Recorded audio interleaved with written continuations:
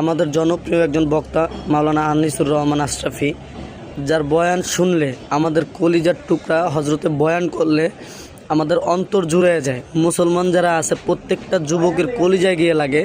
তো তার বিরুদ্ধে কিছু মানব নামের শয়তান আছে।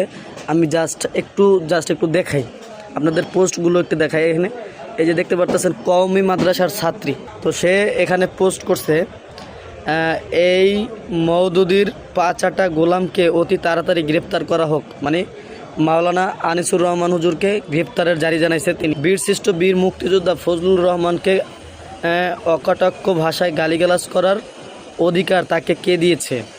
এই পাকিস্তানের বীজ রাজাকারের বাচ্চাকে অতি তাড়াতাড়ি গ্রেপ্তার করে ডিম থেরাপি দেওয়ার প্রশাসনের কাছে জোর দাবি জানাচ্ছি। উনি কোন ধর্মের আমার জানা নাই। হজরত মাওলানা আনিসুর রহমান আশরাফি হুজুর, যার বয়ান শুনলে প্রত্যেকটা যুবকের কলিজা ঠান্ডা হয়ে যায়, তিনি নাকি রাজাকার। যার বয়ান শুনে হাজার হাজার মানুষ মুসলমান হইতেছে, তিনি নাকি রাজাকার। আর বীরশ্রেষ্ঠ বীর মুক্তিযোদ্ধা ফজলুর রহমান, সে তাকে কথা বলার কেন বলছে, সেটা তার যোগ্যতা আছে বিধায় কিন্তু বলছে। আর সবথেকে বড় কথা হলো, আমি বলবো আপনি একজনকে ভালোবাসতেই পারেন। তো একজনকে ভালোবাসার প্রতিবাদে আপনি একজন আলেমকে নিয়ে কটূক্তি করবেন, এটা কোনো সমাজ মেনে নেওয়ার মতো না। মুসলমান যে আছে, যার শরীরে রক্ত আছে, সে কিন্তু কখনোই মেনে নেবে না। আমি আরেকটা আইডি আপনাকে দেখাই। এই যে দেখতে পারতেছেন এই আইডিটা, আলামিন আবিদি, সে কি পোস্ট করছে একটু দেখাই আমি আপনাদেরকে।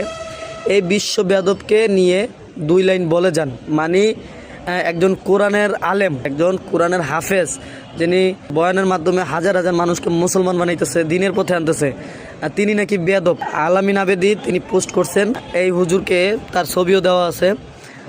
বিশ্ব বেয়াদবকে নিয়ে 2 লাইন বলে যান। ফজলুর রহমানের বর্তমান বয়স 78, বাপের বয়সের মুরব্বীকে তুই করে কথা বলে, আপনি কেমন বেয়াদব বলা? সুশীল আসছে আদব শিখাইতে। আমি বলি কি, আপনার মতো বেয়াদব এই শতাব্দীতে জন্মাবে না। মানে তিনি নাকি বেয়াদব। তারে এই আলামিন আবেদি, সে আসছে তারে আদব শিখাইতে।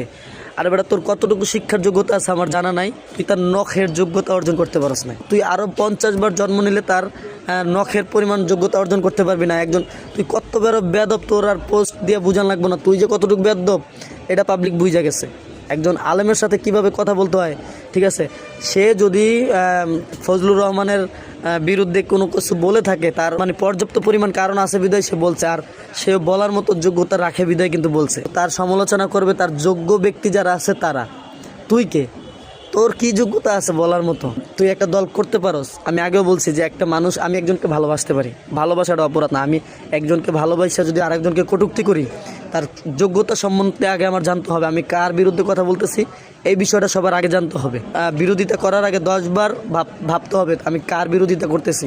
মাওলানা আনিসুর রহমান আশরাফি হুজুর, তার বিরোধিতা করার মতো যোগ্যতা তোর কোথাও নাই। তুই তো যোগ্যতা অর্জন কর আগে। ছোট লোকের বাচ্চা, তুই কমেন্ট করছস, পোস্ট করছস, দেখ তোর পোস্ট কোনো মুসলমান এটা মাইনা নিতে পারে না। আবার এই পোস্টে আমি দেখতেছি কিছু ভদ্রলোক আইসা কমেন্ট করে, সে নাকি ভালো বলছে। আমি আরেকটা পোস্ট দেখাই। আহসানুল্লাহ, আইডির নাম হলো আহসানুল্লাহ, তিনি পোস্ট করছে, 78 বছর বয়সী মানুষকে তুই বলা পাবলিককে যখন আদব শিখাইতে আসে, তখন বুঝতে হবে কিয়ামত বেশি দূরে নাই। আল্লাহর ওলি কয়ে দিছে কিয়ামত বেশি দূরে নাই। কেন? সে তারে তুই করে বলছে, ঠিক আছে? আরে বেটা, তুই করে বলছে তো ভালো কথা, তারে কি করা উচিত এটা ভালো জানবো, ঠিক আছে?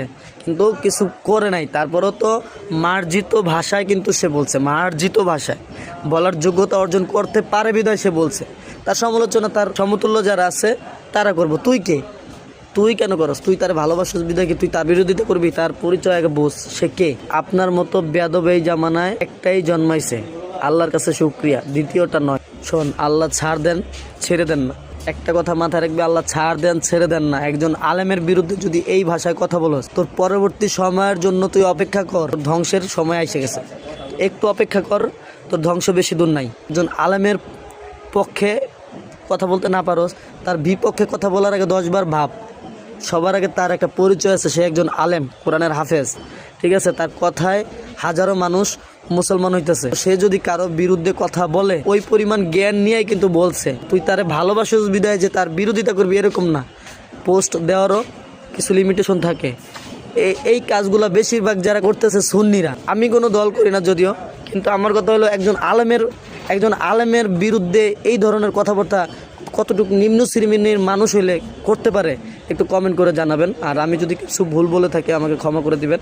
মানুষ মাত্রই ভুল, আমার কথা যদি কেউ কষ্ট পেয়ে থাকেন অবশ্যই আমাকে ক্ষমা করে দিবেন। সবাই ভালো থাকবেন, সুস্থ থাকবেন। আসসালামু আলাইকুম।